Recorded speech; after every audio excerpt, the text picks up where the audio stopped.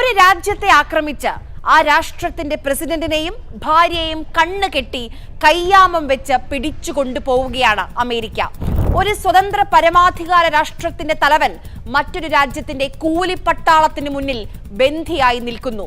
ലോകക്രമത്തിൽ കേട്ടുകേൾവിയില്ലാത്ത കാഴ്ചയാണ്.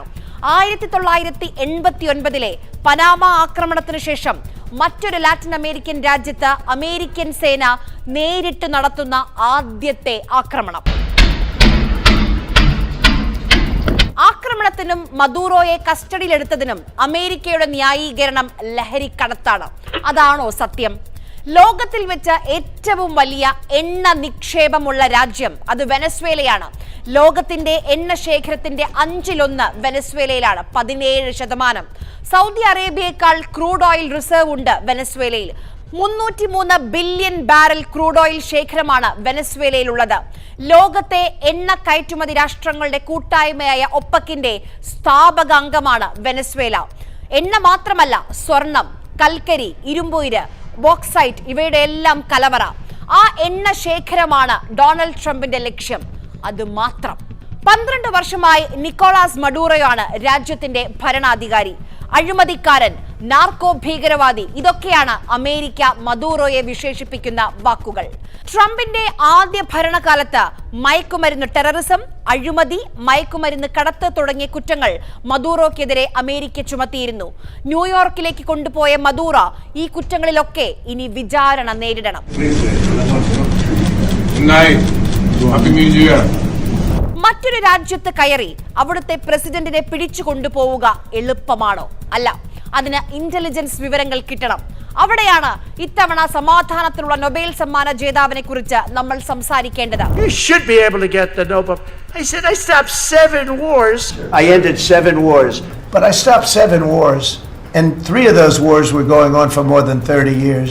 And I called him, I said, let's end the war.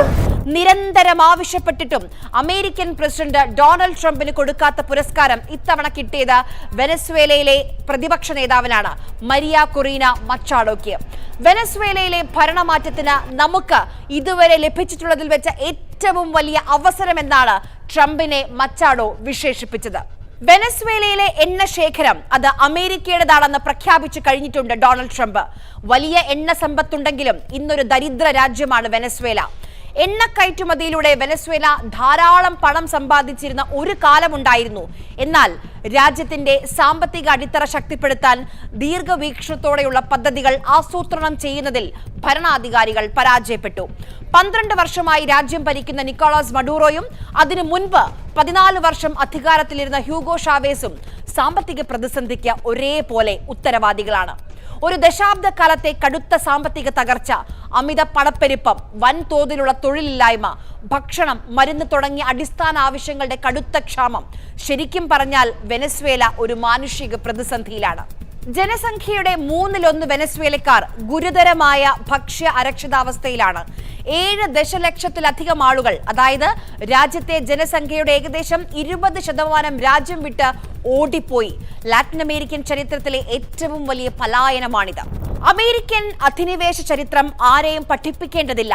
Vietnam, Cambodia, Laos, Iraq, Libya, Syria, Afghanistan, പട്ടിക വലുതാണ്. ഒടുവിലെത്തിയതല്ല Venezuela. Venezuela കഴിഞ്ഞാൽ അടുത്തത് ആരൊക്കെയെന്ന സൂചന കൂടി നൽകുന്നുണ്ട് ഡൊണാൾഡ് ട്രംപ് ഇന്ന്. കൊളംബിയ, മെക്സിക്കോ, പിന്നെ ക്യൂബ. അപലപിക്കാൻ പോലും ഉപയോഗിക്കുന്ന വാക്കുകൾ ശ്രദ്ധിക്കുകയാണ് ലോകരാജ്യങ്ങൾ ഇന്ന്.